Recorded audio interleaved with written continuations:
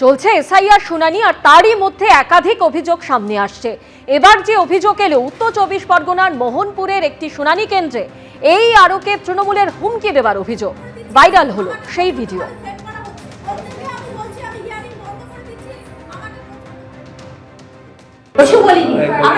আমি নিজে কানে শুনেছি, বলুন। আপনি শুনেছেন, আপনার কথা আপনি বলবেন এবং আমিও বলে দেবো একজন গভর্নমেন্ট অফিসারকে প্রচন্ডভাবে থ্রেট করা হচ্ছে। যাতে হিয়ারিং না করতে পারে থ্রেট করা হচ্ছে। একজন গভর্নমেন্ট অফিসারকে ভীষণভাবে থ্রেট করা হচ্ছে। আমি পুলিশকে ফোন করছি, আমাকে প্রচন্ডভাবে থ্রেট করা হচ্ছে এবং বলা হচ্ছে আমি যাতে হিয়ারিং না করি। এই আরোকে হুমকি দেবার অভিযোগ শেখ আরিফ নামে এক তৃণমূল কর্মীর দিকে। একজন গভর্নমেন্ট অফিসারকে অন ডিউটি গভর্নমেন্ট অফিসারকে থ্রেট করছে। আমি এখনই ফোন করছি এবং উনি যেন যা পারেন প্রচন্ডভাবে থ্রেট করছেন আমাকে। কি হচ্ছে কি? যিনি বসে আছেন, যিনি দাঁড়িয়ে আছেন, তিনি থ্রেট করছেন। এতগুলো লোক আপনার রয়েছে, এখানে ওনাকে কোনো থ্রেট করা হয়েছে? প্রচন্ডভাবে থ্রেট করা হচ্ছে। এখানে এতগুলো লোক আছে, বলতে পারবে কি? এই অফিসার বলা হচ্ছে এনাকে বলে থ্রেট করা হয়েছে, নিজের থেকে বলা হচ্ছে। এখানে এতগুলো লোক রয়েছে, না না মিথ্যা কেলেন দিচ্ছে কেন? ম্যাডাম আপনি কাজটা একটু তাড়াতাড়ি করুন না। আমি একটু পুলিশকে প্লিজ ইনফর্ম করব। আমাকে ভীষণভাবে থ্রেট করেছেন। ওনার কি এখানে হিয়ারিং আছে যে উনি এখানে এসেছেন? ঘটনাস্থল উত্তর 24 পরগনার মোহনপুর পঞ্চায়েতে 210 ও 211 নম্বর বুথ। স্থানীয় শান্তিনগর বালিকা বিদ্যালয়ে শুনানি করছিলেন এই আরো পিয়ালি বন্দ্যোপাধ্যায়। স্থানীয় তৃণমূল কর্মী শেখ আরিফের ভাই রোমানিয়ায় থাকেন। সেখান থেকে শুনানিতে আসতে দেরি হবে জানিয়ে এই আরোর কাছে সময় চান আরিফ। খবর সূত্রে তৃণমূল কর্মীর দাবি ভাইকে বাংলাদেশি বলে দাগিয়ে দেন এই আরো। তা নিয়ে কথা কাটাকাটির পর হুমকি দেবার অভিযোগ করেন এই আরো।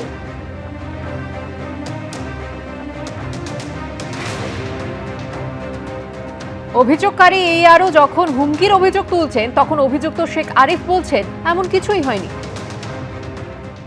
ওই বিভিন্ন রকম থ্রেট করা হয়েছিল। এই পার্টির ভাবে থ্রেট, আই থিংক সো। পুলিশকে ফোন করেছিলাম। আমাদের কি করব, আমার খুব থ্রেট, প্রচন্ডভাবে থ্রেট করা হয়েছিল আমাকে। না, ওনাকে কোনো হুমকি দেওয়া হয়নি।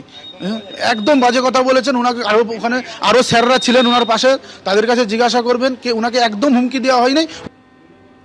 হুমকি দেবার অভিযোগ অস্বীকার করে এই আরোর দিকে পাল্টা অভিযোগের আঙুল তুলেছে তৃণমূল।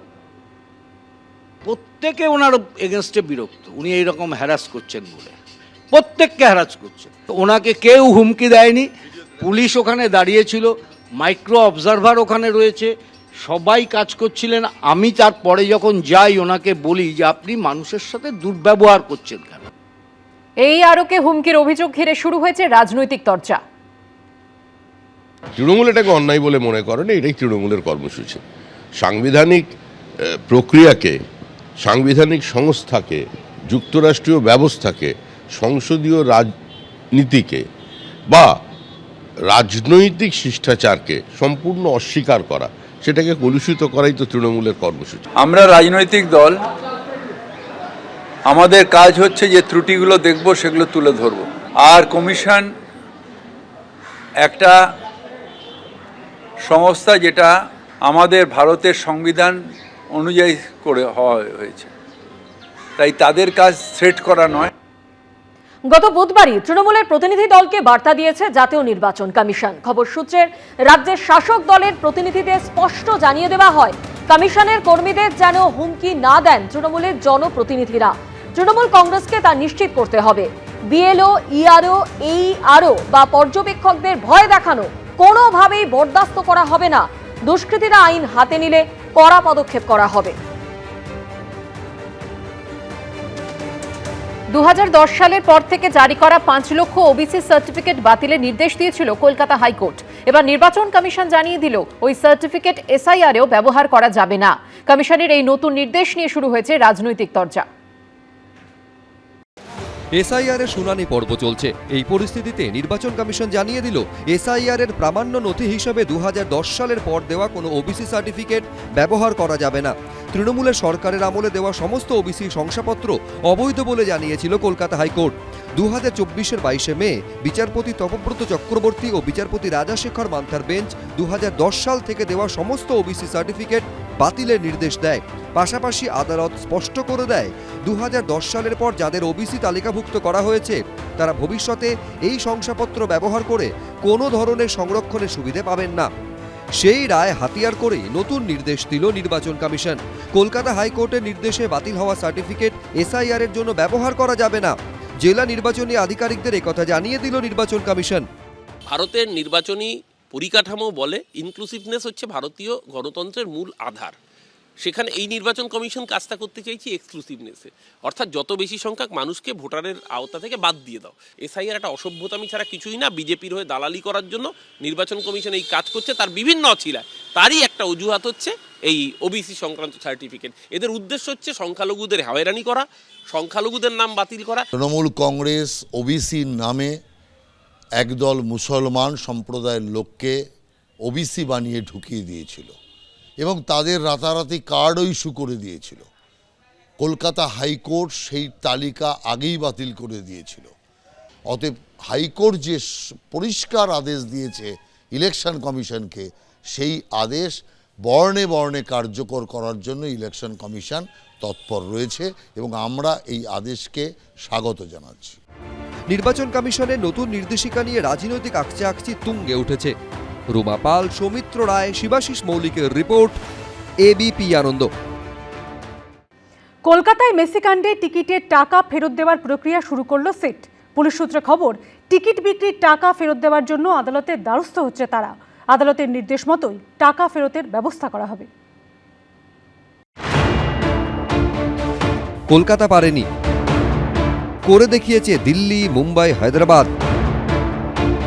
লিওনেল মেসির সফরের দিন যুবভারতীতে বেনজির বিশৃঙ্খলার জন্য দায়ী কারা? কাদের জন্য হাজার হাজার টাকার টিকিট কেটেও মেসিকে দেখতে পাননি দর্শকরা? এই ভিড়কে মাঠের মধ্যে ঢুকিয়েছিল কারা? কোনো প্রভাবশালীর চাপে কি বেশি ছাপানো হয়েছিল কমপ্লিমেন্টারি টিকিট? কোনো প্রশ্নেরই এখনো উত্তর মেলেনি। জেল হেফাজতে রয়েছেন মেসির অনুষ্ঠানের মূল উদ্যোক্তা শতদ্রু দত্ত। চলছে তদন্ত। এরই মধ্যে মেসি কাণ্ডে টিকিটের টাকা ফেরত দেওয়ার প্রক্রিয়া শুরু করলো এসআইটি। ইতিমধ্যেই আদালতে যাওয়ার যে প্রক্রিয়া সেটা এসআইটির তরফ থেকে শুরু হয়েছে। কিভাবে টাকা ফেরত দেওয়া যাবে সেটা আদালতের তরফ থেকে স্পেশাল ইনভেস্টিগেশন টিমের যারা অফিসিয়ালস তাদেরকে নির্দেশ দেওয়া হবে এবং তারপরই পরবর্তী কার্যক্রম সেটা ঠিক হবে। সূত্রের খবর, টিকিট বিক্রয়কারী সংস্থা জোম্যাটো ডিস্ট্রিক্টের আধিকারিকদের জিজ্ঞাসাবাদ করে জানা গিয়েছে অনলাইন ও অফলাইনে 34,576 জন কলকাতায় মেসির অনুষ্ঠানে টিকিট কেটেছিলেন। টিকিট বিক্রি করে 17 কোটি টাকা ওঠে। ঘটনার দিন যারা যুবভারতীতে উপস্থিত ছিলেন তাদের মধ্যে কয়েকজন দর্শকের বয়ান রেকর্ড করা হয়েছে। আরও কিছু দর্শকের বয়ান রেকর্ড করা হবে বলে পুলিশ সূত্রে খবর। ঘটনার পর শতদ্রু দত্তকে গ্রেফতার করার পাশাপাশি তার অ্যাকাউন্ট থেকে 22 কোটি টাকা ফ্রিজ করা হয়। পুলিশ সূত্রে খবর, টিকিট বিক্রির টাকা ফেরত দেওয়ার জন্য আদালতের দ্বারস্থ হচ্ছে তারা। আদালতের নির্দেশ মতোই টাকা ফেরতের ব্যবস্থা করা হবে। ময়ূখ ঠাকুর চক্রবর্তী, এবিপি আনন্দ, কলকাতা। এবিপি আনন্দ, এগিয়ে থাকে, এগিয়ে রাখে।